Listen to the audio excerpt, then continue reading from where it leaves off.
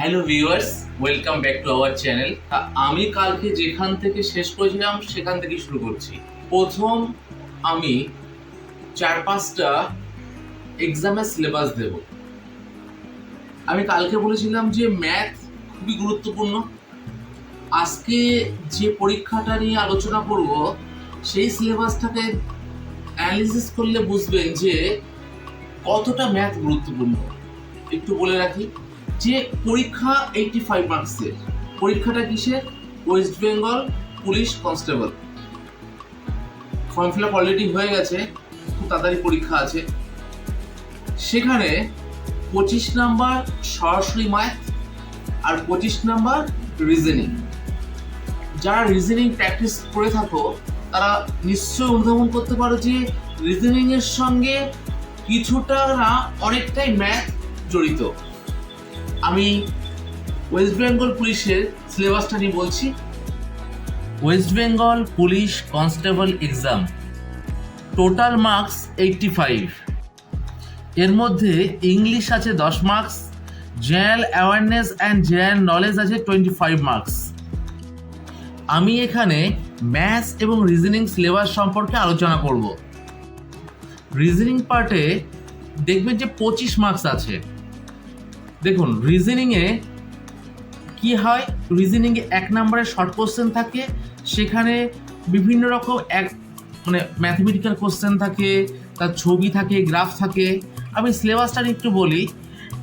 সিলেবাসে আছে arithmetical reasoning অর্থাৎ গাণিতিক যুক্তি, ভার্বাল অ্যান্ড ফিগার মৌখিক এবং চিত্র, অ্যারিথমেটিক্যাল নাম্বার গাণিতিক সংখ্যা সিরিজ, ডাইরেকশন অর্থাৎ অভিমুখ, টাইম সিকোয়েন্স সময়ক্রম, ব্লাড রিলেশন অ্যানালিসিস রক্তের সম্পর্কে তুলনা, সিমিলারিটিস অ্যান্ড ডিফারেন্সেস মিল ও অমিল, স্পেস ভিজুয়ালাইজেশন স্থান কল্পনা, প্রবলেম সলভিং সমস্যা সমাধান, ডিসিশন মেকিং সিদ্ধান্ত গ্রহণ, paper folding and paper cutting কাগজ ভাঁজ এবং কাগজ কাটা,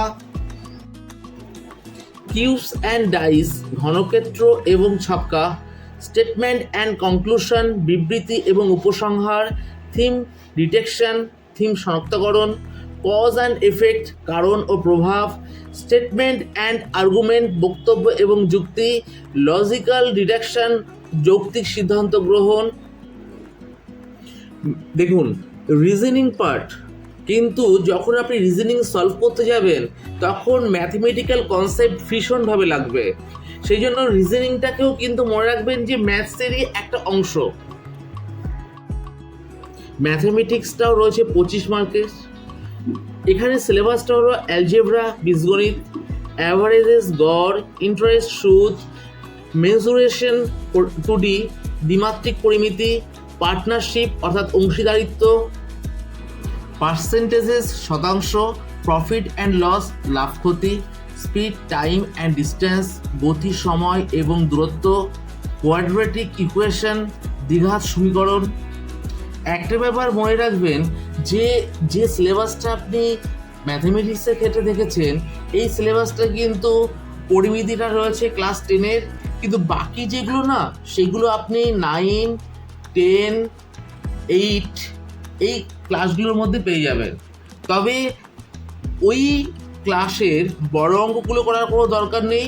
যে শর্ট কোশ্চেনগুলো আছে সেই শর্ট কোশ্চেনগুলো যদি আপনি দ্রুততার সহিত করতে পারেন, এমনভাবে প্র্যাকটিস করতে পারেন, তাহলে এসব পরীক্ষা অঙ্ক করাটা খুব সহজ ব্যাপার এবং খুব ভালো নাম্বার তোলাও সম্ভব। আগের ভিডিওতে যে কথাগুলো বলেছিলাম শেষের দিকে সেটা আবার বলছি।